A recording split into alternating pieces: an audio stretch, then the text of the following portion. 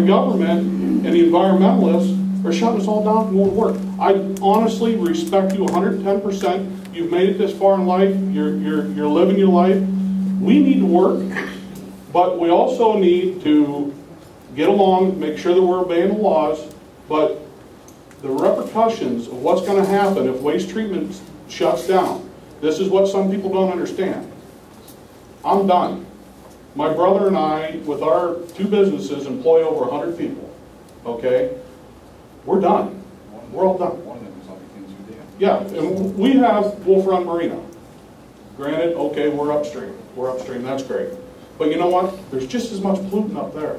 I can go down by the dam and I can see oil and gas floating. Maybe it's from boats, maybe it's from drilling in New York. I don't know. Okay. What's that? Oh, I mean, we have walleye tournaments. Anyway, what I'm saying is we need to get along, we need to make this work, but I'll tell you right now, if they shut down waste treatment, somebody's probably going to bring their guns to town. Because we're all done. We're done.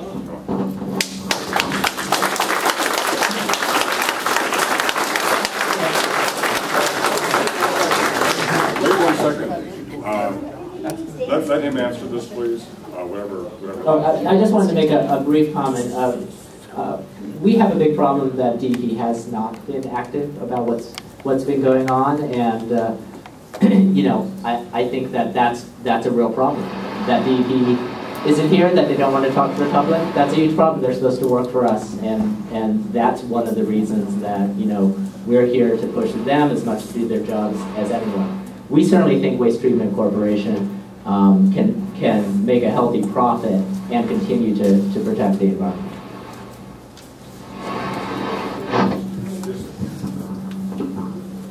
My name is Jordan Jason from U.S. Energy. You still didn't answer the question about the DEP.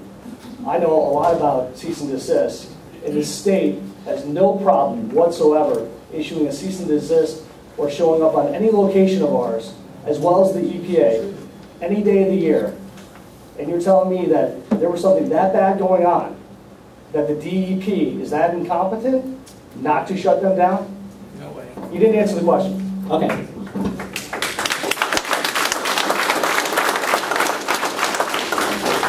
I think there's a real problem that we have a leadership at DEP that has not cared about some of these issues. There are DEP staff who want to do the right thing, but DEP leadership has not wanted to do the right thing, and that's the problem.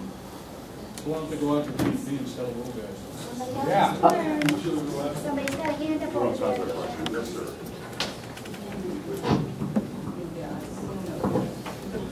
Hi.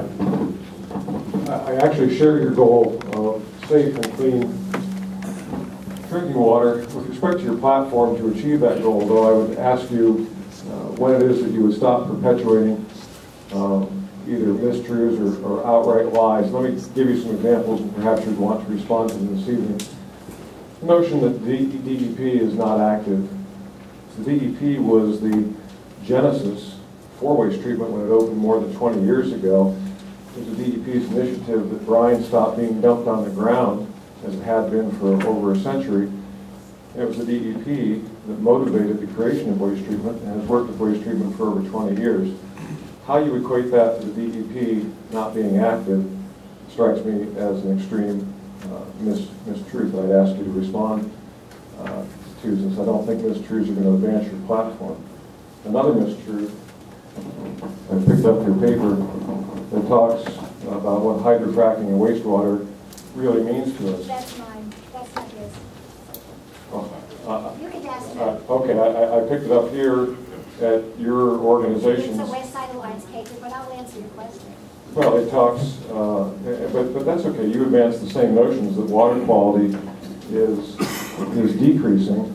And here we sit in the heart of the area where hydrofracture started in Pennsylvania over 50 years ago. And as this gentleman who's passing out papers noted, our stream quality, our river quality is increasing according to DEP studies. So I'd ask you to respond to that. If you take a look at the last 30 years of DEP history, water quality increasing in northwestern Pennsylvania, where oil and gas activity, and particularly oil and gas hydrofracturing, have unfolded.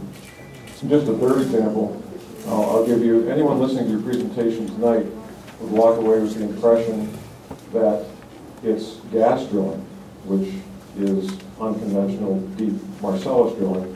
When you're talking about gas drilling, it is the source of the problems that you speak of.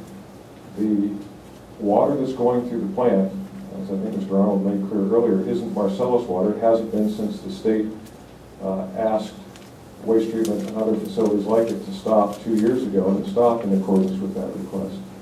And so the brine going through there isn't from the source that you say, and it's not increasing because we're not taking the Marcellus water. So you have a fine goal for clean water, which I think the hand shows by everybody up in the air, and the fact that we all recreate, live here, raise our children here, we share that goal. But advancing it with things that are flatly untrue, I don't think serves anybody's purpose. So if you want to respond to those three things, I'd be delighted to hear it.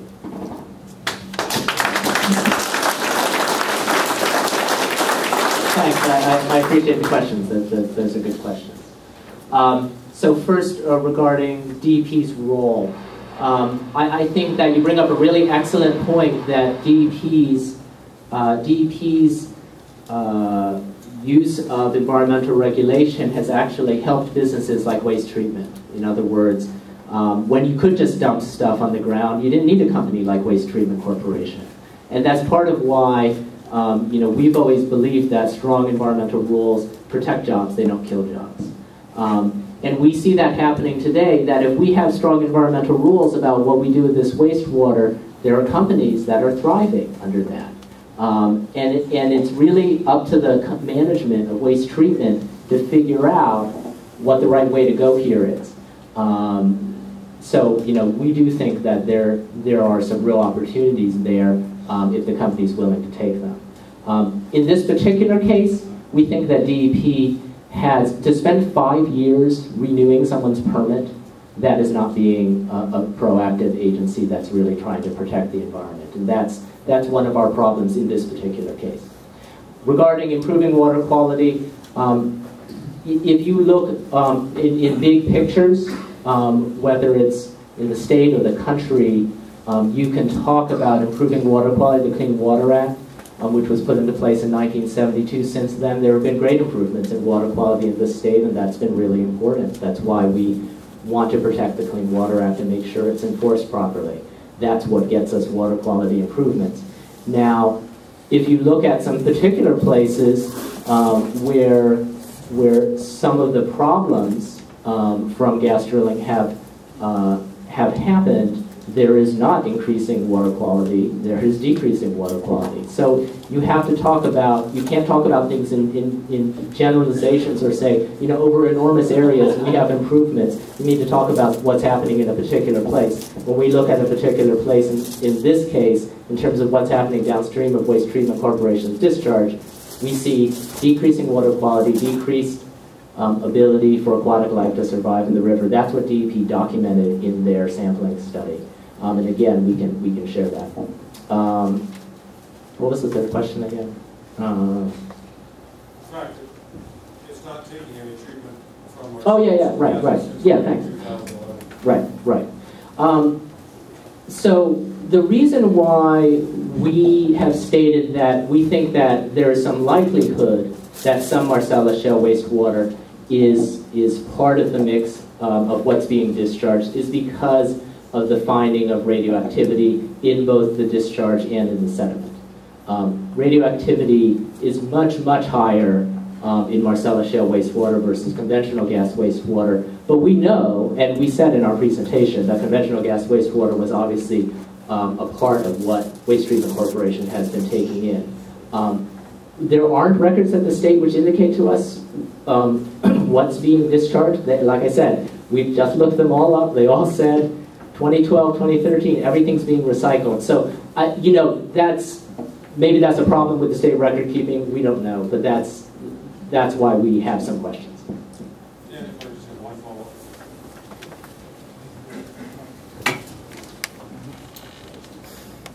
I don't know if you intended to do it, but I'll point out that when you responded to the second part of the question and you were talking about generalizations, you again spoke about gas drilling.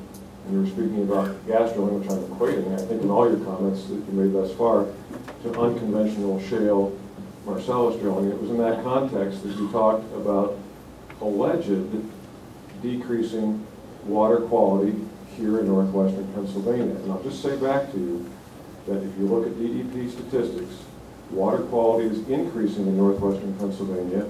And in northwestern Pennsylvania, we are drilling primarily for conventional oil and gas, not just the gas term we keep using. And the deep gas wells, that are exclusively gas wells, are very, very rare here, literally just a handful and just exploratory in nature. So when I'm talking about the mistruths that you're perpetuating, your own answer underscored that. I think you're hearing things that I'm not saying. When I say gas drilling, I'm saying gas drilling for a reason. I mean gas drilling. I don't mean fracking.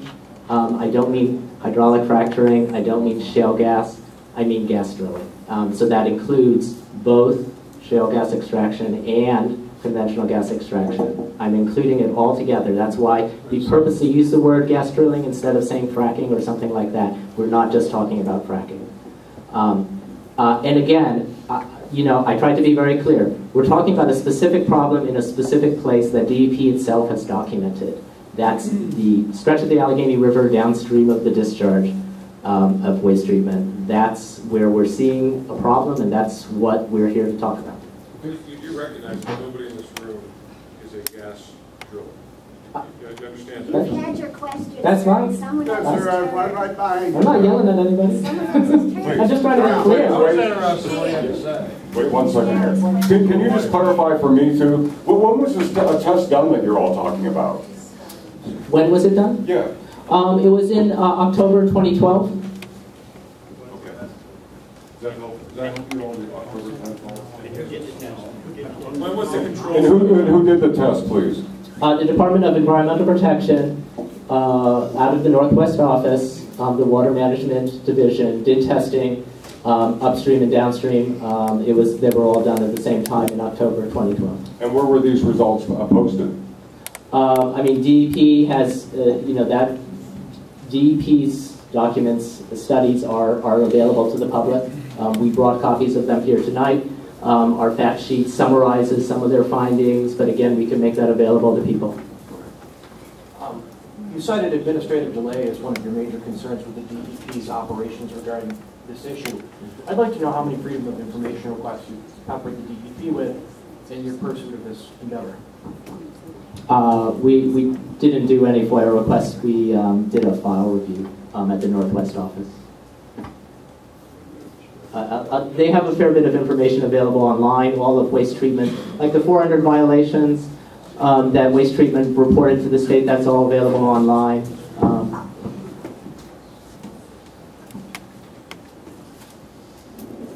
Hello, my name is Sam Harvey. I have a question about what, from the point of the discharge upstream, we can assume there's hundreds of square miles of watershed that go into the Allegheny. And within that hundreds and hundreds of square miles, every winter for 5 or 6 months out of the year, salt is applied to the roads, and every bit of that ends up in the hydrologic system. So why are you concerned about this particular point discharge of salt? And how would that compare to the overall impact of the road salting?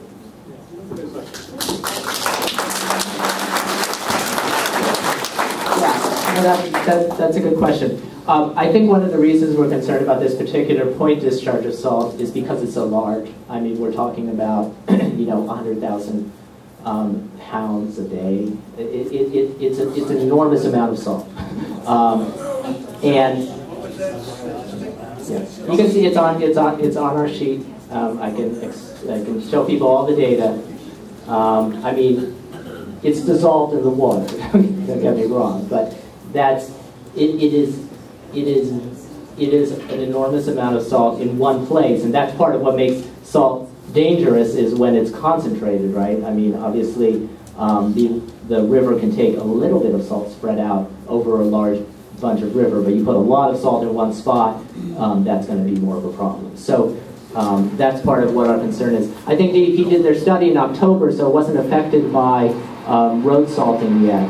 So it's not like they're picking up. It's not like they're picking up other things besides what was happening at waste treatment.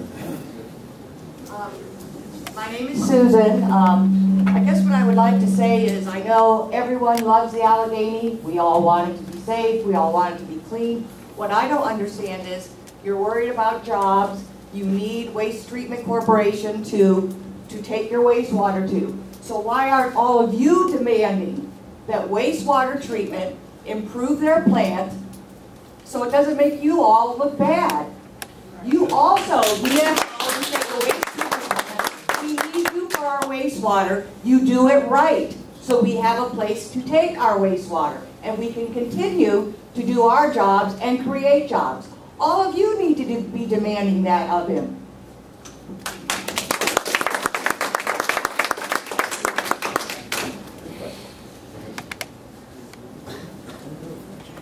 Answer that, though. The answer to your question. Can't hear you. Speak right into the mic. Right in front of it. Is when they come out with the laws that they have to